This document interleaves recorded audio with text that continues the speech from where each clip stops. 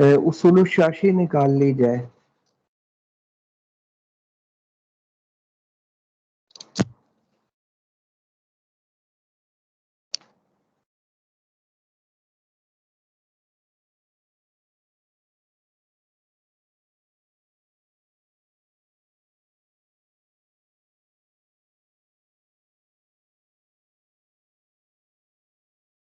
अऊज़ु बिल्लाहि मिनश शैतानिर रजीम, बिस्मिल्लाहिर रहमानिर रहीम।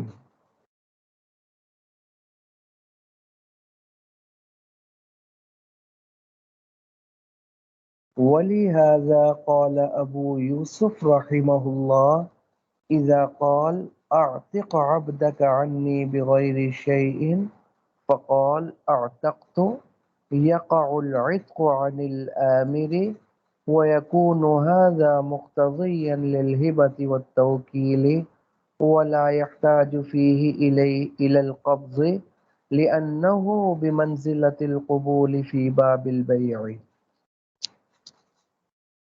पिछला मसला अगर आपको समझ में आ गया तो अगला मसला, इसीलिए इमाम यूसुफ रहमतुल्लाह अलैह ने फरमाया कि अगर कोई शख्स ये कहता है आतिक अब्दक अन्नी बिगैरि शैइन, तू अपना गुलाम आज़ाद कर मेरी तरफ से बगैर किसी चीज़ के, बगैर किसी मुआवजे के मैं कोई पैसा नहीं दूंगा, लेकिन तू अपना गुलाम आज़ाद कर मेरी तरफ से। उसने कहा आगे से आतक, तो मैंने गुलाम आज़ाद कर दिया। ठीक है। अब इमाम यूसुफ रहमतुल्लाह अलैह फरमाते हैं कि अब ये जो कह रहा है अपना गुलाम मेरी जानिब से आज़ाद कर, वो कहता है मैंने आज़ाद कर दिया, गुलाम आज़ाद हो जाएगा। समझे? अब वो अपना गुलाम इसकी जानिब से कैसे गुलाम आज़ाद करेगा? वो इसका गुलाम तो इसकी जानिब से आज़ाद कर सकता है, अपना गुलाम इसकी जानिब से कैसे आज़ाद करेगा? तो इमाम यूसुफ रहमतुल्लाह अलैह फरमाते हैं कि अब यहाँ इक़्तिज़ाअन हमें हिबा मानना पड़ेगा। समझे? हिबा मानना पड़ेगा। माना ये है कि तू पहले अपना गुलाम मुझे गिफ्ट कर। समझे? हिबा क्यों मानना पड़ेगा? क्योंकि इसने बगैर शैइन का कहा, बगैर पैसों के। तो बगैर पैसों के तो बै नहीं हुआ करती, वो तो गिफ्ट हुआ करता है। लिहाजा यहाँ इस कलाम को अगर ठीक करना है, मुक्तज़ा की बहस चल रही है ना, एक जायद चीज मानो। वो क्या मानो? हिबा मानो। अब यहाँ हिबा मानना पड़ेगा। क्या माना? तू अपना गुलाम मुझे गिफ्ट कर, मुझे हिबा कर, फिर उसके बाद तू मेरी तरफ से वकील बन जाए। वकील बिल इअताक, गुलाम को आज़ाद करने का वकील बन जा और गुलाम को आज़ाद कर। तो इक़्तिज़ाअन हिबा मानना पड़ेगा। हिबा क्यों मानना पड़ेगा? क्योंकि बगैर शैइन का। समझे? अब बै तो हो नहीं सकती, लिहाजा अब हिबा ही एक सूरत रहेगी, ये मानना पड़ेगा। इस कलाम को ठीक करने के लिए पहले मुझे गुलाम हिबा कर, मुझे गिफ्ट कर दे, मैं मालिक बन जाऊंगा, और फिर तू मेरी तरफ से आज़ाद कर दे। तो इसकी तरफ से कब आज़ाद करेगा? जब इसकी तरफ से वकील हो। तो इक़्तिज़ाअन मानना पड़ेगा, तो मेरी तरफ से फिर वकील बन जा और गुलाम को आज़ाद कर दे। समझे? और अगर हिबा नहीं मानोगे तो कलाम ही लागू हो जाएगी। ये भी इक़्तिज़ाउन नस। तो अबू यूसुफ रहमतुल्लाह अलैह क्या फरमाते हैं? इज़ा क़ाल अअतिक़ अब्दक, अब लफ्ज़ों में मिला ले, अपना गुलाम आज़ाद कर मेरी जानिब से, बिगैर शैइन, बगैर किसी पैसे के गुलाम आज़ाद कर। उसने आगे से कहा फ़क़ाल अअतक़्तु, मैंने आज़ाद कर दिया। यक़अुल इत्क़ु अनिल आमिरी, ये आज़ादी किसकी जानिब से होगी? आमिर की जानिब से आज़ादी हो जाएगी। जो कह रहा है ना, अमर कर रहा है, हुक्म दे रहा है कि तू अपना गुलाम मेरी तरफ से आज़ाद کر، وہ کہتا ہے میں نے کر دیا، تو یہ اس کی جانب سے نہیں، عامر کی جانب سے آزادی ہو جائے گی۔ عامر کی طرف سے کیسے آزادی ہو سکتی ہے؟ عامر کی طرف سے تو تب آزادی ہوگی جب عامر کے غلام کو آزاد کرے، یہ تو اپنا غلام آزاد کر رہا ہے۔ کہتے ہیں نہیں، وَيَكُونُ هَذَا مُقْتَضِيًّا لِلْهِبَةِ وَالتَّوْكِيلِ، یہاں ہم اقتضاءً مان لیں گے ہبہ، کیونکہ بغیر شیء امکانہ، ہبہ میں معاوضہ نہیں ہوتا کہ تو اپنا غلام مجھے ہبہ کر، اور والتوکیل مانا پھر تو وکیل بن جا میری طرف سے، پھر تو وکیل بن جا میری طرف سے اور اس کو میری جانب سے آزاد کر دے۔ یہ اقتضاءً ہمیں ماننا پڑے گا۔ اسی کا نام اقتضاء النص ہے کہ مذکور کو، موجود کو ٹھیک کرنے کے لیے غیر موجود کو مانو تاکہ موجود ٹھیک ہو جائے، ورنہ وہ ٹھیک ہی نہیں ہوگا۔ امام ابو یوسف رحمۃ اللہ علیہ وسلم۔ اچھا، ولا يحتاج فيه الى القبض، یہ ایک شبہ کا جواب ہے۔ شبہ یہ پیدا ہوتا ہے کہ آپ فقہ میں پڑھ لیں گے باب الہبہ کے اندر کہ ہبہ میں اور گفٹ میں قبضہ شرط ہے، قبضے کے بغیر ہبہ نہیں ہوتا۔ میں نے مثال کے طور پر آپ سے کہا کہ یہ جو میرا موبائل ہے نا، یہ میں نے آپ کو گفٹ کر دیا، ہبہ کر دیا، آپ مالک نہیں بنے گی، میرے اس کہنے سے آپ مالک نہیں بنے گی۔ کیوں؟ کیونکہ ہبہ میں قبضہ شرط ہے۔ ہاں، اگر میں نے آپ کے قبضے میں دے دیا، یہ کہا کہ یہ موبائل میں نے آپ کو گفٹ کر دیا، ہبہ کر دیا، اور پھر آپ کے قبضے میں دے دیا، آپ نے اس کو قبضہ کر لیا، اب آپ مالک بن گئے۔ بغیر قبضے کے آپ مالک نہیں بن سکتے، سمجھے؟ تو ہبہ میں قبضہ شرط ہے۔ تو آپ کہتے ہو کہ یہاں ہم اقتضاءً ہبہ مان لیں گے، تو ہبہ مان لیا تو عامر مالک بن گیا، اور یہ اس کی طرف سے وکیل بن گیا، اور اس نے جب اس کو آزاد کیا تو عامر کی جانب سے آزاد ہو جائے گا۔ بھئی عامر نے ہبہ اگر آپ اقتضاءً مان بھی لیں تو عامر نے اس غلام کے اوپر قبضہ تو نہیں کیا۔ جب قبضہ نہیں کیا تو ہبہ میں قبضہ شرط تھا، قبضے کے بغیر ملکیت آتی ہی نہیں۔ لہٰذا جب عامر نے قبضہ نہ کیا، اگرچہ آپ نے اقتضاءً ہبہ مان لیا، اس کے باوجود عامر مالک نہ بنا۔ پھر جو اس نے آزاد کیا تو وہ عامر کی جانب سے آزاد نہ ہوا۔ کیوں؟ کیونکہ اس نے قبضہ ہی نہیں کیا، تو ہبہ کے لیے قبضہ شرط تھا۔ تو اس کا جواب دینا چاہتے ہیں کہ جیسا ہم نے اس کلام کو ٹھیک کرنے کے لیے اقتضاءً ہبہ مانا، سمجھے؟ تو ہبہ کو ٹھیک کرنے کے لیے اقتضاءً قبول بھی مان لیں گے۔ یہ ابو یوسف رحمۃ اللہ علیہ فرماتے ہیں تو اقتضاءً قبول مان لو تاکہ ہبہ ٹھیک ہو جائے۔ اور ہبہ کیوں اقتضاءً مانا تھا؟ تاکہ اس کا آزاد کرنا ٹھیک ہو جائے، اس کی کلام لغو نہ ہو جائے۔ جیسے پچھلی صورت کے اندر، پچھلی مثال کے اندر، جب اس نے کہا تھا اپنا غلام آزاد کر 1000 درہم کے بدلے میں میری طرف سے، اسے کہا میں نے آزاد کر دیا، سمجھے؟ تو یہ اپنا غلام کیسے اس عامر کی طرف سے آزاد کرے گا؟ تو اس کلام کو ٹھیک کرنے کے لیے اقتضاءً بیع مانی تھی، تو بیع تو بغیر قبول کے نہیں ہوتی، تو پھر کیونکہ قبول تو رکن ہے بیع کا، گزر چکا، تو بیع کو ٹھیک کرنے کے لیے اقتضاءً قبول بھی مان لیا۔ کیوں اقتضاءً قبول مانا؟ کیونکہ وہ رکن ہے بیع کا، اس کے بغیر بیع ٹھیک نہیں ہوتی، تو بیع کو ٹھیک کرنے کے لیے اقتضاءً قبول مانا۔ بیع ٹھیک ہو گئی، اب یہ مالک بن گیا، اب وہ اس کی طرف سے آزاد کرے گا تو آزاد۔ اسی طرح یہاں ہم نے اعتاق کو ٹھیک کرنے کے لیے اقتضاءً ہبہ مانا، اور ہبہ کو ٹھیک کرنے کے لیے اقتضاءً ہم نے کیا مان لیا؟ قبضہ مان لیا، تاکہ ہبہ ٹھیک ہو جائے، اور ہبہ ٹھیک ہو گیا تو اب وہ اعتاق بھی ٹھیک ہو گیا۔ تو جیسے وہاں اقتضاءً قبول مانا تھا وہ رکن، اسی طرح یہاں ہبہ کو ٹھیک کرنے کے لیے اقتضاءً ہم کیا مان لیں گے؟ قبضہ مان لیں گے۔ یہ امام ابو یوسف رحمۃ اللہ علیہ دیکھیں، وَلَا يَحْتَاجُ فِيهِ إِلَى الْقَبْضِ، امام ابو یوسف رحمۃ اللہ علیہ فرماتے ہیں یہ اعتراض نہ کرنا ہبا تو اقتدان مان لیا، لیکن ہبا اقتدان ماننے کے باوجود عامر مالک نہ بنا۔ کیوں مالک نہ بنا؟ کیونکہ ہبا میں قبضہ شرط ہے، تو عامر نے تو غلام پر قبضہ کیا ہی نہیں، تو مالک کیسے بن جائے گا؟ تو پھر وہ اس کی طرف سے کیسے آزاد کرے گا؟ تو اس کا جواب دینا چاہتے ہیں لِأَنَّهُ بِمَنزِلَةِ الْقُبُولِ فِي بَابِ الْبَيْعِ۔ کہتے ہیں یہاں جیسے ہم نے بے میں اقتضاءً قبول مانا تھا، بے کو ٹھیک کرنے کے لیے کہ وہ رکن تھا، تو یہاں ہم قبضہ بھی اقتضاءً مانیں گے، ورنہ اگر اقتضاءً قبضہ نہیں مانتے تو قبضہ نہیں تو ہبہ نہیں، ہبہ نہیں تو وہ وکیل نہیں، وکیل نہیں اعطا غلط ہو جائے گا، زاد ہی نہیں ہوگا وہ اس کی جانب سے۔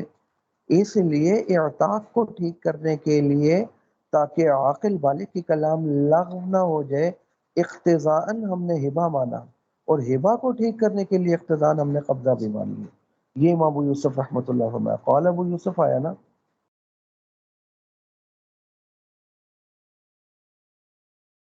سمجھے؟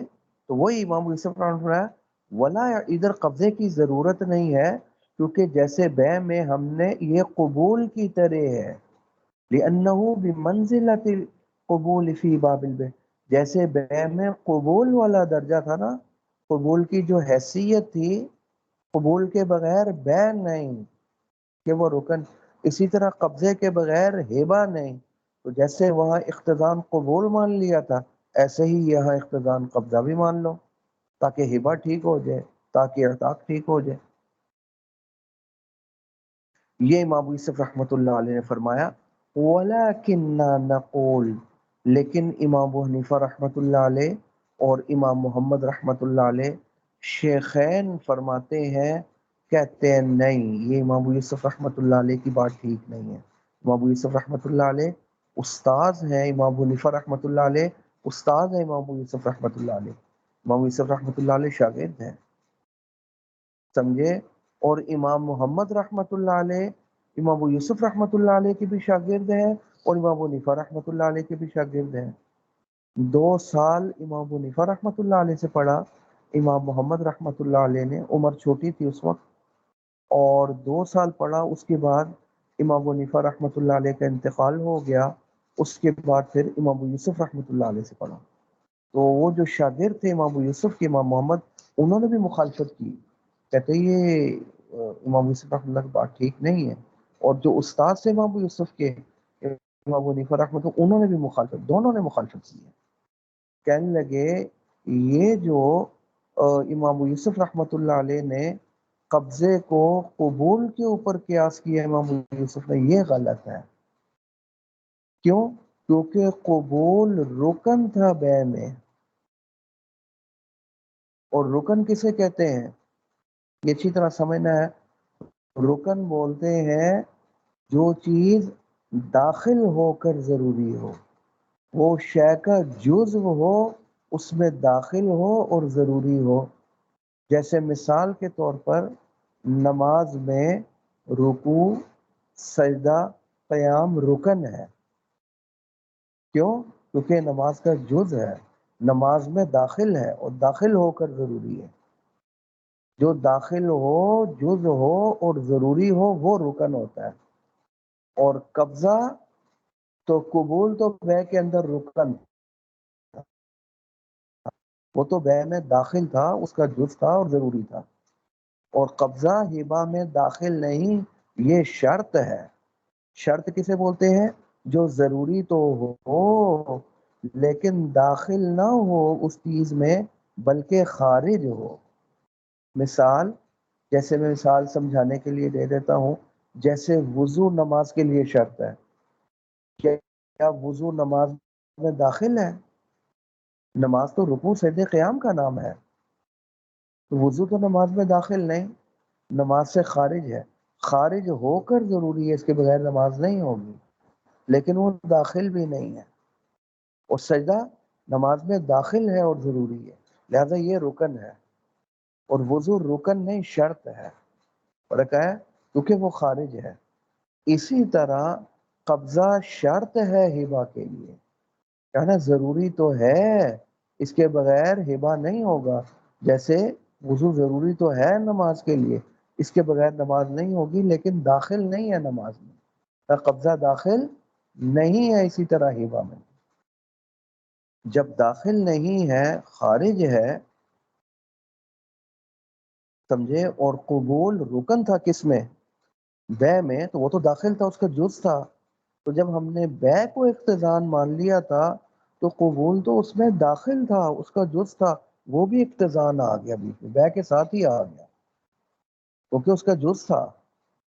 جب زید ہم نے کہا نا زید آیا تو اس کا ہاتھ بھی آ گیا، اس کا پاؤں بھی آ گیا، اس کا سر بھی آ گیا، کیونکہ وہ تو اس کا جز ہے۔ اسی طرح قبول یہ جز تھا، رکن تھا، داخل تھا، تو جب بے اقتضان مان لی تو قبول بھی آ گیا کیونکہ وہ تو اس پہ داخل ہے۔ لیکن جب اقتضاء ہبہ مانا، اتنی گہری بات امام ابو حنیفہ رحمۃ اللہ علیہ، اقتضاء ہبہ مانا تو اس میں قبول، اس میں قبضہ نہیں آیا کیونکہ وہ اس میں داخل ہی نہیں تھا، وہ خارج تھا، وہ خارج ہو کر ضروری تھا، داخل نہیں تھا۔ سمجھ آ رہی ہے؟ تو جو داخل بے میں تو قبول داخل تھا، بے آئی قبول بھی آ گیا، اور قبضہ ضروری تو ہے ہبہ میں لیکن داخل نہیں، خارج ہو کر ضروری۔ تو جو چیز اجزاء ہے اور داخل ہے، سمجھے، ہبہ میں، وہ آئے گی ہبہ ماننے سے، جو خارج ہے وہ نہیں آئے گا۔ تو اس قبضے کو قبول پر قیاس کرنا، یہ قیاس مع الفارق ہے۔ قبول تو اس لیے آیا تھا بے ماننے سے کیونکہ وہ بے کا جز تھا، اس میں داخل تھا۔ تو ہبہ اقتضان ماننے سے قبضہ نہیں آئے گا کیونکہ وہ اس کا جز نہیں، یعنی اس میں داخل نہیں ہے، اس میں خارج ہے، اس سے یہ نہیں آئے گا۔ تو جب قبضہ نہ آیا اقتضان، کیونکہ وہ داخل ہی نہیں تھا ہبہ میں، تو ہبہ اقتضان مانا تو قبضہ نہیں آیا۔ جب قبضہ نہیں آیا تو بغیر قبضے کے کیا نہیں ہوتا؟ ہبہ نہیں۔ جیسے بغیر وضو کے نماز نہیں، تو ہبہ نہ ہوا۔ جب ہبہ نہ ہوا تو پھر غلام آزاد نہ ہوا اس کی جانب سے، تو کلامی لغو ہو جائے گی۔ یہ کون کہتا ہے؟ یہ امام حنیفہ رحمۃ اللہ علیہ فرماتے ہیں، اور امام محمد رحمۃ اللہ علیہ پر دیکھو، اور فتویٰ بھی ان دونوں کے قول پر ہے۔ وَلَكِنَّا نَقُولُ، صاحب اصول الشاشی رحمۃ اللہ علیہ فرماتے ہیں ہم یہ کہتے ہیں، یہ امام یوسف رحمۃ اللہ علیہ کو جواب دے رہے ہیں طرفین، یعنی امام ابو حنیفہ اور امام محمد رحمۃ اللہ علیہ کی طرف سے۔ آپ نے قبضے کو قبول پر قیاس کیا، غلط ہے۔ القبول رکن فی باب البیع، قبول تو بے میں رکن تھا۔ کیا مطلب رکن تھا؟ یہ بے کا جز تھا، اس میں داخل تھا، لہذا جب ہم نے بے اقتضان مانی تو قبول تو اس کا رکن تھا، اس میں داخل تھا، اس کا جز تھا، وہ بھی آ گیا۔ جب زید آیا تو اس کا ہاتھ پاؤں بھی آ گیا کیونکہ وہ تو اس کا جز ہے، سمجھے۔ فَإِذَا أَثْبَتْنَا الْبَيْعَ اقْتِضَاءً، تو جب ہم نے بے اقتضان مانی تھی پچھلی مثال میں، تو اثبتنا القبول، تو بدیہی بات ہے قبول بھی ہم نے مان لیا کیونکہ قبول تو داخل تھا بے میں، اس کا جز تھا۔ تو جب بے آئی ہے تو قبول بھی آ گیا۔ بخلاف القبض فی باب الہبۃ، بخلاف قبضے کے ہبہ میں، قبضہ اس میں داخل نہیں، قبول بے میں داخل تھا، وہ گھر کا بیدی تھا، وہ گھر میں داخل تھا، اور قبضہ یہ ہبہ میں داخل نہیں ہے کیونکہ خارج ہے۔ یہ کیوں داخل نہیں ہے؟ فَإِنَّهُ لَيْسَ بِرُكْنٍ فِي الْهِبَةِ، کیونکہ یہ ہبہ کے اندر قبضہ رکن نہیں، بلکہ نیچے کیا لکھا ہوا ہے؟ بل ہوا شرط، چھوٹا سا لکھا نظر آیا، بلکہ یہ شرط ہے۔ اور شرط اور رکن میں کیا فرق ہے؟ دونوں ضروری ہوتی ہیں لیکن فرق یہ ہے، وہ شرط الشیء خارج عن ذاتہ، کسی چیز کی جو شرط ہوتی ہے وہ اس چیز کی ذات میں داخل نہیں بلکہ خارج ہوتی ہے، یہ اس کا جز نہیں، یہ داخل نہیں۔ تو جب یہ قبضہ شرط ہبہ میں داخل نہیں، خارج، تو ہبہ ماننے سے قبضہ کے کا ماننا لازم نہیں آئے گا کیونکہ یہ اس میں داخل ہی نہیں ہے، اور بے ماننے سے قبول ماننا لازم آئے گا کیونکہ اس میں داخل ہے۔ جب بے آ گئی تو جو چیز اس میں داخل تھی وہ بھی آ گئی۔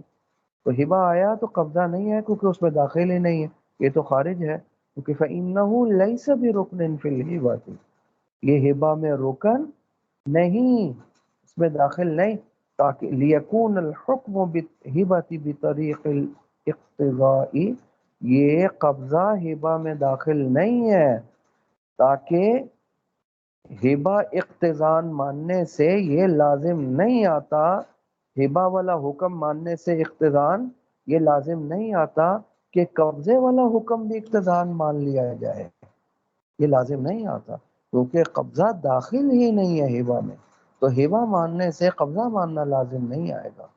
تو امام یوسف رحمۃ اللہ علیہ نے قبضے کو شرط کی قیاس کیا قبول کے اوپر، جیسے وہ اقتضان مان لیا تھا بے میں کیونکہ قبول کے بغیر بے نہیں، اسی طرح قبضہ بھی مان لو ہبا کے مسئلے میں کیونکہ قبضے کے بغیر ہبا نہیں ہوگا، تو کہتے ہیں یہ قیاس ہی ٹھیک نہیں ہے، وہ داخل تھا اس لیے بے مانی تو وہ خود ہی آ گیا، یہ داخل نہیں خارج ہے، لہذا ہبا ماننے سے اس کا ماننا لازم نہیں ہے۔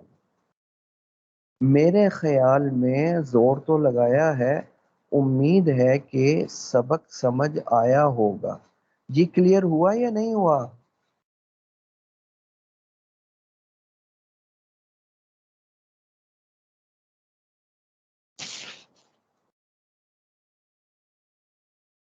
سمجھ آ گئی؟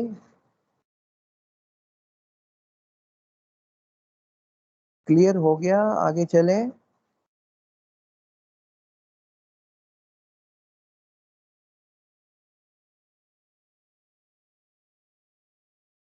جی بتائیں، سمجھ آ گیا؟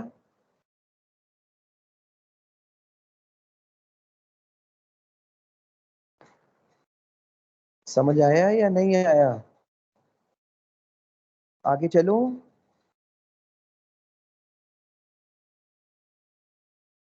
آواز آ رہی ہے میری؟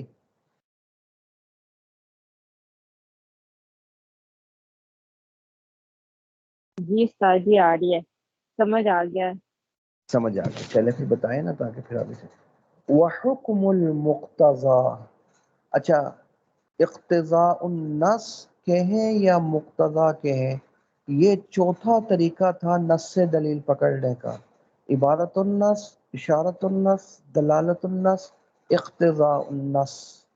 اقتضاء النص کسے بولتے تھے کہ جو نص ہے، جو موجود ہے، سمجھے، جو نص ہے یعنی جو موجود ہے نص، یہ تب ٹھیک ہوگی جب ہم محذوف مانیں گے، محذوف نہیں مانیں گے تو نص ہی ٹھیک نہیں ہوگی۔ اب مثال کے طور پر ہم نے پڑھ لیا تو اپنا غلام آزاد کر میری جانب سے 1000 روپے کا، تو میری جانب سے وہ اپنا غلام کیسے آزاد، وہ اپنا غلام میری جانب سے کیسے آزاد، وہ میرا غلام تو میری جانب سے کر سکتا، اپنا تو نہیں کر سکتا۔ اب یہ عاطف خافتہ کا مذکور ہے، موجود ہے، یہ نہیں ٹھیک ہو سکتا۔ یہ کب ٹھیک ہوگا؟ جب محذوف مانو، اور محذوف کیا تھا کہ تو پہلے بے کر اور بے کرنے کے بعد میری طرف سے وکیل بن اور پھر میری جانب سے ادا کر، یہ محذوف مانو گے تو مذکور ٹھیک ہوگا، ورنہ موجود ٹھیک نہیں ہوگا۔ تو موجود اور مذکور کو ٹھیک کرنے کے لیے محذوف مانو تاکہ مذکور ٹھیک ہو جائے، یہ ہے اقتضاء النص، سمجھے؟ اچھا اس اقتضاء النص کا حکم کیا ہے؟ تعریف تو آ گئی، مثال بھی آ گئی، وحکم المقتضی، سمجھے؟ اس کے بارے میں یاد رکھنا ہے مقتضی کے ہیں یا اقتضاء النص کے ہیں۔ مقتضی کا حکم یہ ہے انہ یثبت بطریق الضرورت، مقتضی جو ثابت ہوتا ہے وہ ضرورت اور مجبوری کی وجہ سے ثابت ہوتا ہے۔ کیوں؟ کیونکہ اگر ہم اس مقتضی کو، اس محذوف کو نہیں مانیں گے تو موجود ٹھیک ہی نہیں ہوگا، وہ لغو ہو جائے گا، وہ غلط ہو جائے گا، تو ہماری مجبوری ہے، ضرورت ہے کہ ہم محذوف کو مانیں۔ تو جس محذوف کو مان رہے ہیں نا، محذوف کو، اس کا نام مقتضی ہے۔ یہ جو مقتضی آیا یہ کس وجہ سے آیا؟ یہ ضرورت اور مجبوری کی وجہ سے آیا۔ تو جب یہ بات ثابت ہو گئی کہ مقتضی ضرورتاً ثابت ہوتا ہے، تو اگلا اصول یاد رکھنا، جو چیز ضرورتاً ثابت ہوتی ہے وہ بقدر ضرورت ہوتی ہے، جو چیز ضرورتاً ثابت ہوتی ہے وہ بوقت ضرورت ہوتی ہے اور بقدر ضرورت ہوتی ہے۔ یہ پکا اصول ہے، یہ یاد رکھیں۔ مثال کے طور پر ایک بندہ کدھر چلا گیا؟ جنگل چلا گیا، جنگل چلا گیا، اب اس کے پاس کھانے پینے کے لیے کچھ بھی نہیں ہے، اب اس کو خنزیر نظر آیا، سور خنزیر، اب اس کی جان نکلنے لگی ہے، وہ مرنے لگا ہے، کھانے پینے کے لیے کچھ ہے نہیں، تو اب وہ کیا کر سکتا ہے؟ وہ خنزیر کھا سکتا ہے؟ نہیں کھا سکتا؟ بالکل کھا سکتا ہے۔ ویسے تو خنزیر حرام ہے، لیکن ضرورت کی وجہ سے حلال ہو گیا، کیونکہ جان بچانی ہے ورنہ مر جائے گا، تو اللہ تعالیٰ نے اجازت دی ہے کھانے کی۔ اب یہ خنزیر کا حلال ہونا ضرورتاً ہے یا نہیں، مجبوری کی وجہ سے ہے یا نہیں ہے؟ پھر اگلا اصول کیا ہے؟ جو چیز ضرورتاً ہو وہ بوقت ضرورت اور بقدر ضرورت۔ بوقت ضرورت کیا مانا کہ جب کوئی دوسری چیز حلال نہ ہو تب یہ حلال ہوگا، بوقت ضرورت اور بقدر ضرورت۔ تو بقدر تو کیا نا، جتنا خنزیر کھانے سے جان بچ سکتی ہے اتنا کھانا جائز ہوگا، اس سے زیادہ کھانا جائز نہیں ہوگا، کیونکہ اس کا حلال ہونا ضرورتاً ثابت ہوا ہے، کہ جان نکل رہی تھی اور کوئی حلال چیز تھی ہی نہیں، اور جو چیز ضرورتاً ہو وہ بقدر ضرورت ہے، تو ضرورت تو پوری ہو جاتی ہے۔ مثال کے دو بوٹیوں سے وہ یہ نہ کہ میں پورا روسٹ کر کے خنزیر کھا جاؤں، وہ اس کے لیے حلال نہیں ہوگا، وہ حرام ہے، گناہ ہے۔ اور جو چیز ضرورتاً ثابت ہو وہ بقدر ضرورت ہوتی ہے، ضرور سے زائد جائز نہیں، سمجھے؟ اسی طرح یہ مقتضا، کیونکہ موجود ٹھیک نہیں ہو رہا، اس مجبوری کی وجہ سے مقتضا محذوف کو ماننا پڑا، تو پھر یہ کیسے آیا؟ انہو یثبت بطریق، یہ ضرورت اور مجبوری کی وجہ سے مقتضا ہے، ورنہ موجود ٹھیک نہیں ہوگا۔ اور اصول کیا ہے؟ جو چیز ضرورتاً ہو وہ بقدر ضرورت ہے، لہذا فیقدر بقدر الضرورت، یہ پھر بقدر ضرورت مانا جائے گا، ضرورت سے زائد جائز نہیں ہوگا۔ جب یہ اصول سمجھ میں آ گیا کہ مقتضا ضرورتاً ثابت ہوتا ہے اور جو چیز ضرورتاً ہو وہ بقدر ضرورت ہوتی ہے، جب یہ اصول سمجھ میں آ گیا تو اب دیکھو اگلی مثال سمجھنا آسان ہو جائے گا۔ کسی شخص نے بیوی سے کہا انت طالق، تو طلاق والی ہے، تو طلاق یافتہ ہے، یہ کہا بیوی کو تو طلاق والی ہے، اور نیت کر لی 3 طلاقوں کی، نیت کر لی کتنی طلاقوں کی؟ وہ نوا بھی حصہ ہے 3 طلاقوں کی، تو 3 ہوں گی یا 1 ہوگی؟ انت طالق کہا تو طلاق والی ہے اور نیت کر لی 3 طلاقوں کی، تو 3 ہوگی یا 1 ہوگی؟ 3 کی نیت کی لا یصح، 3 کی نیت کرنا صحیح نہیں، 1 طلاق واقع ہوگی، 3 نہیں ہوگی، اگرچہ اس نے 3 کی نیت کر لی۔ کیوں 3 نہیں ہوگی؟ کیونکہ پچھلے اسباق میں گزر چکا، جب بیوی کو کہا انتی طالقن، تو طلاق یافتہ ہے، تو طلاق یافتہ تو تب ہو جب پہلے طلاق دی ہوئی ہو، تو یہ تو غلط ہے، طلاق تو دی نہیں اس نے۔ لیکن اب انتی طالق کو ٹھیک کرنے کے لیے پیچھے گزر چکا، ہمیں اقتضاءً طلاق کو ماننا پڑے گا، تجھے میں طلاق دے چکا ہوں اس لیے تو طلاق یافتہ ہے۔ اب یہ طلاق جو مانی ہم نے یہ اقتضاءً مانی، سمجھے؟ اور جو چیز اقتضاءً ثابت ہو مجبوراً وہ ضرورتاً ثابت ہوئی، کیونکہ یہ نہیں مانیں گے تو طالق غلط ہو جائے گا، طلاق یافتہ غلط ہو جائے گا، اور طلاق دے گا تو طلاق یافتہ ہوگی نا، تو دی نہیں طلاق، طلاق یافتہ کہاں سے ہو گئی؟ تو اقتضاءً طالق کو ٹھیک کرنے کے لیے طلاق مانو، تو جو چیز اقتضاءً وہ ضرورتاً، تو طلاق جو آئی وہ ضرورتاً آئی، اور جو چیز ضرورتاً وہ بقدر ضرورت، جو چیز ضرورتاً وہ کیا ہوگی؟ بقدر ضرورت، تو ضرورت تو پوری ہو جاتی ہے 1 طلاق کے ساتھ بھی، کہ وہ طلاق یافتہ بن گئی اگر 1 طلاق بھی مانی تو۔ جب 1 سے بھی ضرورت پوری ہو جائی ہے تو پھر 3 ماننا، پھر 3 ماننا ٹھیک نہیں ہوگا۔ جب 2 بوٹیوں سے جان بچ رہی ہے تو پھر 3 کھانا جائز نہیں ہوگا، وہ ضرورتاً ہے، جو چیز ضرورتاً ہو بقدر ضرورت ہے۔ اسی طرح طالق کو ٹھیک کرنے کے لیے اقتضاءً طلاق کو مانا، اقتضان مانا تو ضرورتاً مانا، جب ضرورتاً مانا تو پھر بقدر ضرورت ہونا چاہیے، تو ضرورت تو پوری ہو جاتی ہے ایک طلاق سے بھی، تو پھر ایک ہی ہوگی، تین نہیں ہوگی، تین والی نیت صحیح نہیں ہوگی، لا یصح، کیوں؟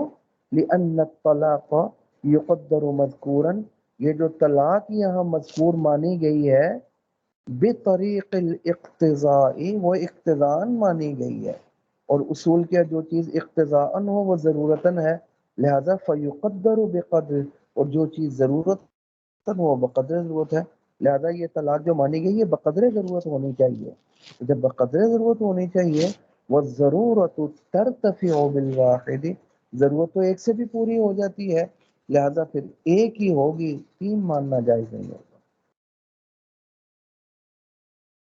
وہ تو ایک سے بھی پوری ہو جائے، فیقدر مذکورا فی حق الواحد، لہذا پھر ایک ہی طلاق مانی جائے گی، تین نہیں مانی جائے گی، پھر ایک طلاق ہوگی، تین نہیں، اگرچہ نیت تین کی ہی کیوں نہ کر لی۔ امید ہے کہ بات سمجھ آ چکی ہوگی، اس کو اچھے طریقے سے دیکھ لیں، سبق سمجھنے والا ہے، اس کو یہیں تک رکھیں۔